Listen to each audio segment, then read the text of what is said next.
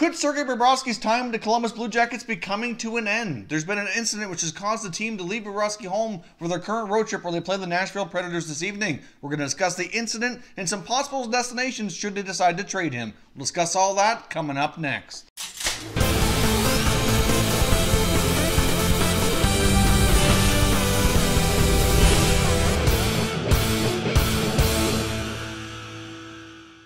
Hey everyone, and welcome back to another video here at Top Shelf Hockey. If you're new to the channel, thanks for stopping by. We review and discuss all 31 NHL teams, so if you're a huge hockey fan, consider subscribing and clicking the bell so you don't miss anything. So as I mentioned off the top here, Sergei Bobrovsky has had a lot of trade speculation surrounding him the entire season. I mean, this all stems back from when training camp first opened. Obviously, he's entering in the final year of his contract. He's a pending UFA with the Blue Jackets. You know, an all-star goaltender. He's put up some great seasons with the Blue Jackets organization. Unfortunately, they've yet to win a playoff series in the team's history, and obviously with Bobrovsky at the helm between the pipes back there. This is a very delicate situation for the Blue Jackets because it's not just Bobrovsky, it's also fellow Russian superstar forward Artemi Panarin, who's in the exact same predicament. He's also a pending UFA and very non-committal about signing a new contract to remain with the Blue Jackets long-term. Obviously, Panarin's also a big part of the team's offense, and you know the team is certainly in high danger, in my belief here, of losing both players either by trading them as rental players for this year or losing them as free agents come the offseason. I personally do believe the odds of both of them signing with Columbus are almost nil, and I do believe that Bobrovsky, more than likely between the two, is certainly on his way out the door, whether it's now, the trade deadline, or during the offseason. I don't see Bobrovsky remaining with the Blue Jackets. As far as Artemi Panarin goes, I will still give it a little bit glimmer of hope because he is supposed to be having contract talks with his agent and general manager Jarmo Kekalainen over the All-Star break. But I do think the odds are slim that he stays. That's just my opinion and how my gut feeling is on the situation. But we'll see. We don't have enough information there to say there's anything further developing in regards to that player. But today we're focusing on Bobrovsky. So there has been an incident, as I mentioned in the opener here, which has kind of led Columbus. Basically, I guess in a way he's suspended. I mean, they haven't officially suspended him, but it's basically the same sort of thing where they've left him home. They're on the road playing the Nashville Predators tonight. The team had issued a press release earlier today regarding the situation, and here's what they had to say. The information you see on the screen here comes from Twitter from Aaron Portzline, who reports for The Athletic and covers the Blue Jackets quite closely. He's an excellent reporter, so certainly highly recommend you follow him on social media. You get a lot of great information on the Blue Jackets. CBJ announced that goalie Sergei Bobrovsky will not be with the team tonight when they play Nashville. The release does not use the word suspension, but that's how it sounds. The release below from the team reads as follows. Certain expectations and values that we have established for our players that define our culture, said Kekalainen. An incident occurred in which Sergei failed to meet those expectations and values, so we made the decision that he would not be with the team for tonight's game. This is an internal matter, and we will have no further comment at this time. Their game Tuesday night against the Tampa Bay Lightning, when they were shut out and they lost that game to the Lightning, he was pulled after the fourth goal. When he left the ice, he did appear to have a verbal exchange with Coach John Tortorella, and as far as I could tell, he did not return to the bench for the remainder of the game. Now, I personally did not watch that game, or at least that part of it, but based on reports I've seen around the internet, that's what people are saying, that he did not return to the bench for the remainder of that game. So that very well could be the incident in question. I mean, obviously teams kind of expect a certain level of professionalism, and maybe they felt by him going to the locker room and yelling at the coach, whatever, that could have very well been the incident. Now, could there have been something further to happen behind closed doors later after the game or something? That very well could have been. We really don't know what the incident is. I've seen other reports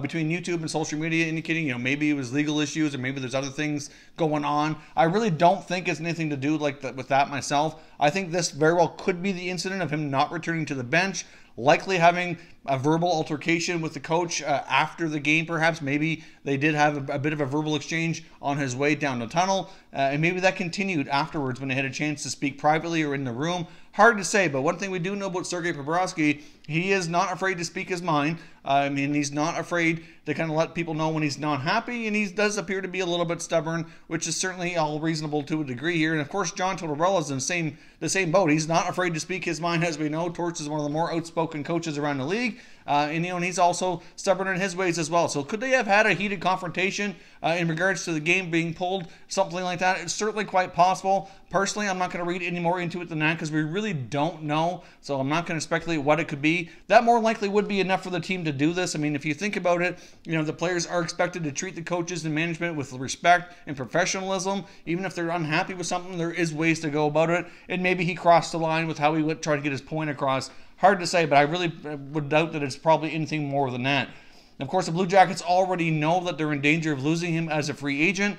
Contract talks have not gone well in training camp. He's told the media that the management's aware of my future plans, but he would not elaborate to what they were. So I think the Blue Jackets have known here for some time that Bobrovsky more than likely was not going to be returning to the team next year. And based on this current incident, I can't help but wonder if they're kind of accelerating the possibility here of trading him sooner than later. Of course, Korpisalo's been getting more playing time this year as well, and it seems as though the team's kind of preparing for that inevitable departure of Bobrovsky. I think it's kind of, like I said, the team kind of well aware either they trade him or he walks. So it only makes sense to trade him so they can kind of be building up the confidence here, Korpisalo, throughout the year. And even though it's been well believed by a lot of people that they'd hang on to Bobrovsky and Panarin, even if it only meant using them as their own rentals instead of acquiring other players, if they trade both these guys and go into the playoffs, that's going to be a very difficult task with a couple of their star players. I doubt that much of the returns would be players who could help now. Those situations usually return more like prospects or draft picks or things like that you can build for the future. I don't really see a lot of teams out there willing to pay too much on the rental market for a goaltender right now, so I can't see the price tag being too crazy, but then again, it's hard to say what the asking price would be. And of course, Bobrovsky also has control over this because he does have a no-move clause. Now, the details of that no-move clause are not available from what I can find online. I'm not sure if it's a full, complete no-move or there's just a number of teams that he can either nix a trade to or accept a trade to. There's different versions of no-move clauses around the NHL, but this one looks like it very well might be a full no-move. So he has a lot of control here over where he ends up going, which also makes things more complicated. So he knows that he's got all the power in the situation. And he's certainly putting that to full use here to kind of get what he wants. Now, taking a look around the NHL about some possible destinations, if the Blue Jackets look to move him sooner than later, where might he go? In the NHL and said, okay, who makes sense that they be in the market for a starting goaltender? And here is the list that I've come up with. Now, a lot of these teams, in my opinion, it makes more sense for them to wait and try to go after him as a free agent. Because why would you want to give up a bunch of assets when you can sign them in the summertime? Now, some of these teams are also out of the playoffs right now, so it's not like they'd be bulking up for a playoff run.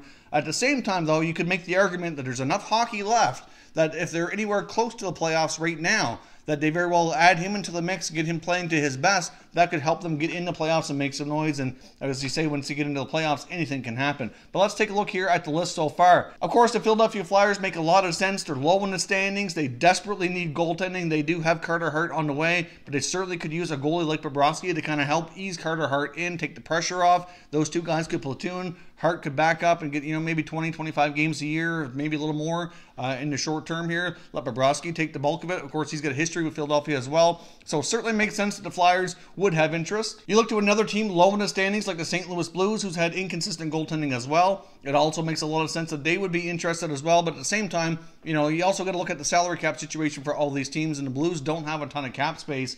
So it kind of would depend on what they sent out. They'd have to definitely move, something reasonably substantial off their roster. I would assume more than likely they'd have one of their goaltenders, probably Jake Allen, going the other way. If a deal like that ever materialized, maybe something else as well. But the Blues do have a lot of young players that would certainly make things interesting and intriguing, I think, for the Flyers to really talk to them seriously about this situation as well. Plus, they also have a lot of history of making trades here in the last few years. I know that Philadelphia has new management, but at the same time, the guys at the top of the food chain have been there a long time, and there's a lot of history of them dealing with the Blues. You can't help but look to a team like the Florida Panthers as well, who's another team having an underwhelming season with aging goaltending. Roberto Luongo, still a pretty good goalie, but he can't stay healthy. Reimer hasn't been the greatest either, so it certainly makes a lot of sense that the Panthers would be looking for an upgrade in goal. Now, they may have a hard time making that work with cap implications, especially for Bobrovsky on a new contract, because it's rumored to believe that he's going to be looking for some pretty big money, probably $9 or $10 million. And of course, you throw in, Luongo's got a no-move clause and a fairly big contract for still a number of years yet. They could have some very, very expensive goaltending tandem should they move Reimer and bring in Bobrovsky. I'm not sure how they'd make that work as enticing as it would sound or want to be. And of course, there's been lots of links too about Bobrovsky and Panarin both wanting to play in the state of Florida. There's been multiple reports. Of course, I'll take you back to this tweet here. I'll put it up on the screen. From the summertime with Panarin hanging out with his buddy Nikita Kucherov and Andrei Vasilevsky. And Kucherov posted this online saying that he's showing him along with Vasilevsky how great it is to play in Tampa. So certainly, that kind of got things going as well about, Panarin maybe going down and playing in Florida, and really between Bobrovsky and Panarin and Kucherov, like they're all good friends, and that's where a lot of that stemmed from. Now, of course, the Lightning would certainly have a difficult time making things work for either of those players, especially where they have Vasilevsky. I don't see Bobrovsky being a fit there. Could they try to get Panarin? Well, maybe, but that's a story for another day, and it'd be very, very complicated cap-wise. I'm not sure how they could do it, take a magician, but then again, between Julian Breezeball and Steve Yzerman, if anybody could figure it out, it'd be them, but obviously they'd have to move out a fair bit of money to make that work.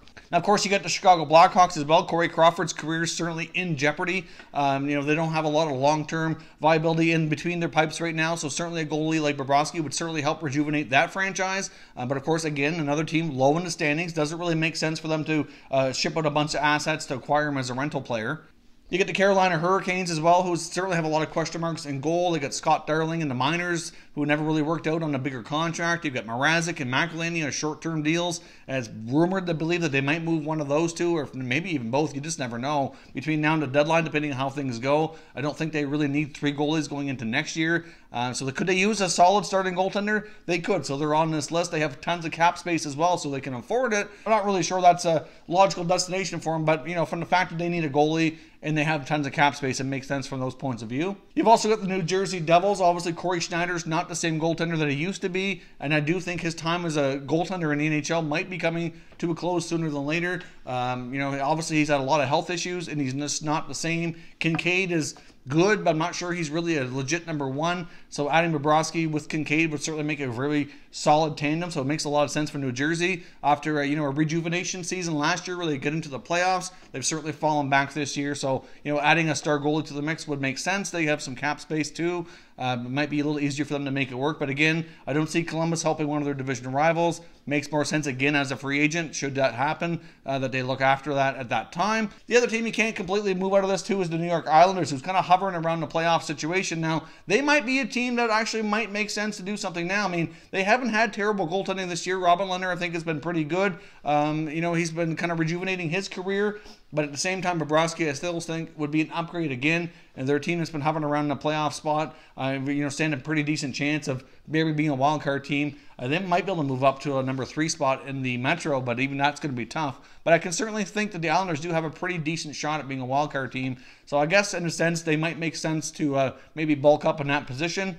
But either way, it's been rumored before, heading back to the beginning of the year, that as a free agent, that Bobrovsky would be one of the big targets for the Islanders. So we'll see if there's any links there. And of course, the other team, in my opinion, that could use a goaltender heading into the playoffs that actually could make a lot of sense here to use him as a rental would be the Calgary Flames. I mean, David Riddick's been pretty spectacular in my opinion. He's having a really solid year, but you can't trust Mike Smith in that net. He's not having a good year. His numbers are terrible.